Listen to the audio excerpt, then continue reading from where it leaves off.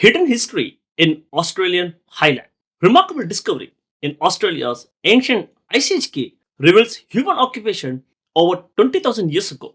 Archaeologists have uncovered groundbreaking evidence proving that one of Australia's oldest caves was inhabited by humans during the Ice Age, challenging previous beliefs about ancient human life in the region. Let's get into the thick of it on this AI podcast. Okay, let's unpack this. I want you to imagine something for a second. Humans, right? But not, comfortably settled down in the warm lowlands.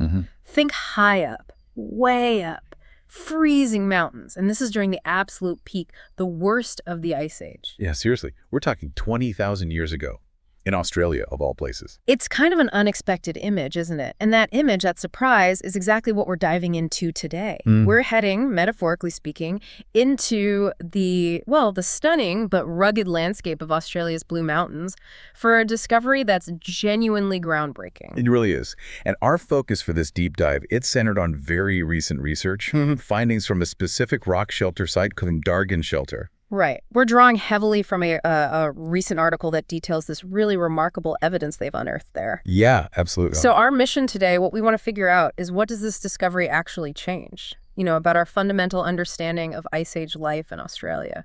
And what does it tell us about the people? The incredible resilience, the ingenuity of ancient Aboriginal Australians living through that time. Exactly. Yeah. And why is this specific site, Dargan Shelter, so significant? Especially right now. Let's dig into the key insights from this research. Okay, so what makes it so striking really starts with where it is, location. Yeah. Right. Dargan Shelter. It sits at 1,100 meters above sea level. It's pretty high up in the Blue Mountains. And just for context, the research points out that's about 400 meters above the historical tree line for that specific period during the Ice Age. And that altitude, that is absolutely critical, isn't it? It really is, because the long-held belief, the sort of conventional wisdom, was that during the last glacial maximum, that peak cold snap around 20,000 years ago, it was simply too harsh, too cold, too inhospitable for people to live consistently at those high elevations in Australia. The idea was people retreated down to the lowlands. Right. The assumption was just that navigating that environment, living at 1,100 meters in Australia during an ice age, it would be incredibly tough. It would need a level of adaptation, maybe technology, that people just weren't thought to possess for that kind of high country back then. But Dargan Shelter, the findings there, they're telling a completely different story. Totally different. So between April 2022 and March 2023, a team excavated the site. Researchers from the Australian Museum, Uni Sydney, ANU. But, and this is crucial, they worked side by side with First Nations knowledge holders. Yeah. Right from the very start. And that excavation, what did it actually turn up? A lot, actually. They unearthed a pretty substantial collection, 693 stone artifacts in total. Wow, 693. Yeah, including sharpened tools, a sandstone grinding slab which had clear linear grooves showing it was heavily used, and what looks like an axe head made from basalt. Okay, 693 artifacts is, it's significant for just one rock shelter site. And they were found quite deep, weren't they? You mentioned that earlier. Yes, exactly. More than 2 meters beneath the current surface. Preserved within layers of sediment that just built up over millennia. So how did they date them? How do we know they're Ice Age? Well, they used charcoal remnants from ancient fire pits, basically, that were discovered at the same depths and the same layers as the tools. Okay. And the dating. Confirmed. Precisely. The oldest tools were dated to around 20,000 years ago. Bang on the Ice Age peak. Right in the last glacial maximum.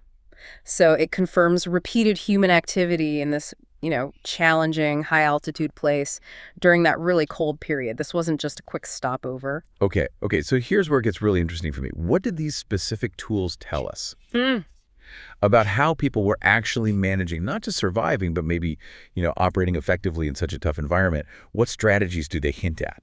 They offer some important clues about technological sophistication, resource use specific to that place. So take that sandstone grinding slab you mentioned. It's over 13,000 years old. Now, finding a grinding slab like that in a high-altitude shelter, it suggests they were processing something. Could be food, sure. But the research also mentions it was likely used for shaping things, like wooden implements, maybe bone spear tips. Right. So it's not just about food prep, though obviously that's vital. It points towards making other specialized tools, maybe for hunting animals found up high or crafting items needed for mountain survival, getting resources only found there. Exactly. And then there was that basalt stone tool, identified potentially as an early axe or maybe a seed cracker. That one dates to about 9,000 years ago. Still very old. Oh, yeah. These aren't just random bits of rock. They represent specific adaptive strategies. Innovation in a place that people were clearly accessing and using again and again over thousands of years. Which brings us to another really vital aspect the source highlights, the absolutely central role of First Nations knowledge holders in all It this. was hugely important. The source really emphasizes this research wasn't just, outside academics deciding let's dig here. It was actually initiated by Gomeroi knowledge holder Wayne Brennan, who's also an archaeology mentor. And that collaboration, it just changes everything, doesn't it? It's not simply external researchers finding stuff and interpreting it in isolation. No. It's driven by and includes the people whose ancestors have these profound, long-standing connections to this very land and its hidden histories. It's fundamental. Mr. Brennan and also the lead archaeologist, Dr. Amy Mozig-Way, they both spoke really clearly about how this discovery is just reframing our whole understanding. Aboriginal resilience, ingenuity during the Ice Age. Yeah, Dr. Way is quoted saying something really powerful. Let me see. Until now, we thought the Australian high country was too difficult to occupy during the last Ice Age. Yet, despite the harsh conditions, our research demonstrates people were moving in and through this high elevation landscape. That quote just perfectly captures the shift, doesn't it? It wasn't avoided, it was used, it was part of their world. And there's another layer, too, from the perspective of Rogue custodians Leanne Watson-Redpath and Aaron Wilkins, who are also deeply involved. They describe Dargan Shelter not just as an archaeological site, as a family space with deep cultural meaning. A family space. Wow. High up in an Ice Age mountain shelter. Right. That description, it just paints such a powerful image, really humanizes it. It truly does.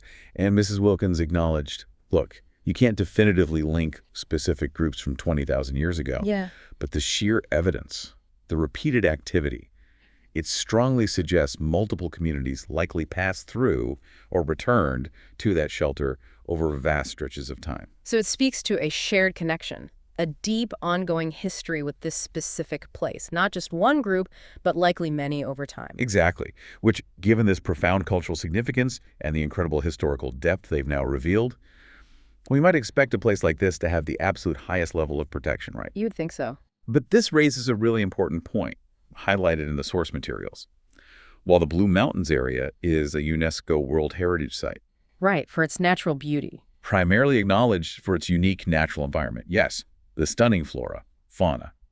But there are currently no equivalent protections specifically for its cultural heritage at that same international level. That seems like a pretty significant gap, especially now with evidence like this coming from Dargan Shelter.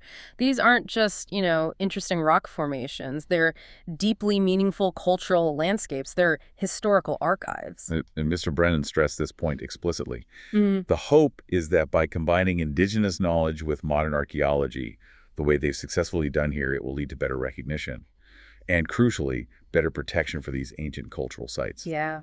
He was quoted saying, "We want to ensure these invaluable storehouses of our history are preserved for generations to come." Storehouses of history, that phrase, it really underscores the value, doesn't it? Far beyond just the stone tools themselves. It captures it perfectly.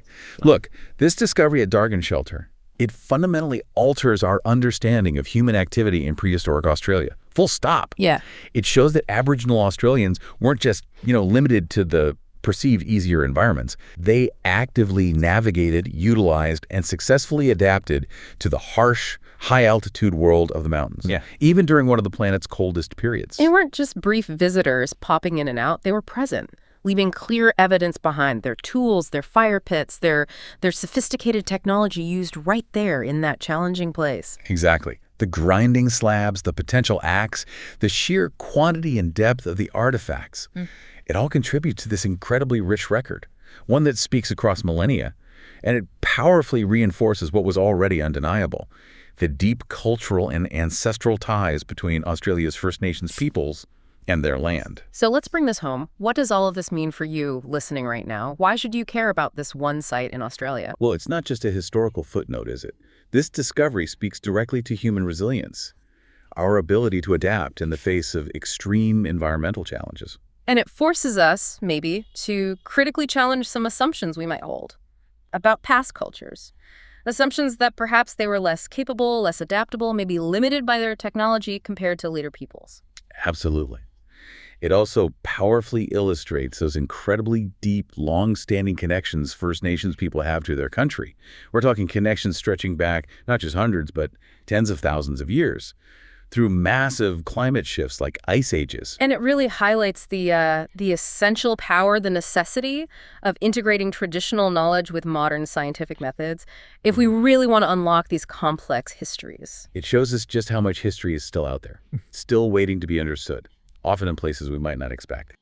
And that the most valuable insights, they frequently come from listening to the voices that hold ancient knowledge passed down through generations. So, thinking about Dargan Shelter, this site in what seemed like such a challenging, high-altitude environment, and now it's revealed itself as this crucial storehouse of history.